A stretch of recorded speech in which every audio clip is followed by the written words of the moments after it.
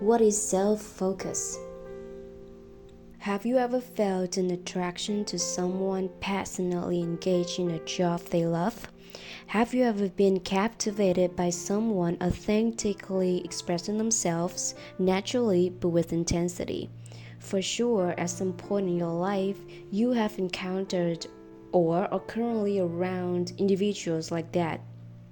It's easy to admire a special teacher during your school days, and it's straightforward to idolize a TV star or a famous actor. Of course, there's nothing wrong with having idols, and I have my own idol as well. But have you ever thought that you could be like them too? Have you ever idolized yourself? And the secret to that magnetic attraction is you focusing on yourself. Focusing on yourself doesn't imply becoming indifferent to others. Rather, it offers you the opportunity to show yourself some special care. Do you often catch yourself wondering how to earn the affection of others? What if you fail to meet everyone's expectations? There's a fear that your close circle might lose interest in spending time with you. The anxiety that your romantic partner may not reciprocate your feelings. Or the concern that people won't approve your choice of clothing. Your mind is frequently preoccupied with the worry of being judged for a slip of the tongue or a mistake. You invest a significant amount of energy fretting over that everyone thinks of you, and if they do, whether it's positive or negative, etc. If the answer is yes, you're placing too much unnecessary attention on others. You find yourself not knowing what you truly like, what your strengths are, simply because you've devoted too much time and mental energy to everyone else, not yourself. How many times a day do you ask yourself what you enjoy? How many minutes, how many seconds in a day do you genuinely listen to what you need in life? How many days in a month do you allocate to self-discovery? Just put those numbers on a piece of paper and you clearly see how little importance you've given to yourself. All media outlets, social platforms revolve around someone else being advertised as more noteworthy than you, and you hear your friends gossiping about them so much that you start believing it too. It's fantastic if you still feel the meaning and happiness every day, but if not, learning to balance is crucial. For every behavior, every choice, every thought, every word, I ask myself whether I'm doing it for the desire to be recognized by others or because I genuinely want to do it for myself. And it becomes impossible if you only show love to yourself for a day and expect to understand you.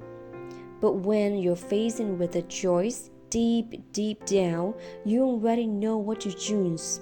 It's because in every situation we use reason to compare, to analyze, to calculate benefits. Think about whether this choice will make us more beautiful, wealthier, more outstanding than others. Whether people will respect us, praise us, so we don't feel what we truly desire. And once again, you place your happiness in the hands of others. Even when we choose to pursue what we truly desire, there's still an invisible fear lingering, so we only give it 70%, holding back 30% because our ego fears loss, fears failure, it fears death, fears life itself. But the truth is, as long as you stay on the path you desire, even if not many people praise you, even if there isn't much recognition, you still have no regret or remorse. This doesn't imply that you should refrain from seeking assistance from others or distancing yourself from the community. Those genuinely willing to assist will seek ways to support your development and advancement. It's not only about receiving praise or criticism, rather, it's about providing constructive contributions. This is easily discernible. For instance, if someone assesses your actions as either positive or negative, and you inquire about how to achieve better outcomes, yet they fail to offer a constructive response, it signifies a lack of genuine concern. The intention is just to engage in gossiping, revealing their disconnection from truly savoring their own lives. If we take every comment without discernment, we end up diverting our focus outward. I've sought external validation many times because I couldn't feel the immense love I had for myself. Perhaps learning to love oneself is similar to building a relationship with oneself. It requires time, patience, and at times action. You express love generously to others, show admiration, respect, and reverence on many people, but seldom do you declare love for yourself, acknowledging that you are whole and praising yourself not just for the achieved results, but for the efforts throughout the journey. Cherish every moment of your life. Engage in conversations with yourself in the mirror. Maintain a journal defined in yourself as if you were a sincere friend. Building a deep relationship with yourself demands absolute honesty from you. Facing oneself is one of the most challenging tasks. At that point, all the beautiful dreams, desires, thoughts, cravings, and fears need to be laid bare. The more emotional wounds you bear, the greater the fears become. If you pay attention, you may notice certain situations, events, emotions, even failures repeating. For some, it could be running out of money at the end of the month, jealousy towards others, bursts of anger, disappointment, and self-blame. The initial step toward healing involves extending ourselves a measure of compassion, offering an apology, expressing gratitude, or genuine self-love. Why have you not forgiven yourself? Why do you seek forgiveness from others? We all recognize that we are not as dispensable as we perceive. Erroneously, we believe that our mistakes are so substantial that no one will grant us forgiveness. Yet, reflect on this. Who clings to those burdensome thoughts? It's you. Who are anxious? It's you. Is anyone else causing you torments? No, it's only you. It is accurate that you are the only one reluctant to forgive yourself. Set aside societal stereotypes for a moment. Release yourself from the relentless pursuit of perfection imposed by either your own expectations or those of others. Allow yourself the freedom to give up expectations and momentarily mute the echoes of less than pleasant past experiences. In this moment, sincerely express words of love to yourself. Ultimately, that act lights the path to peace and contentment.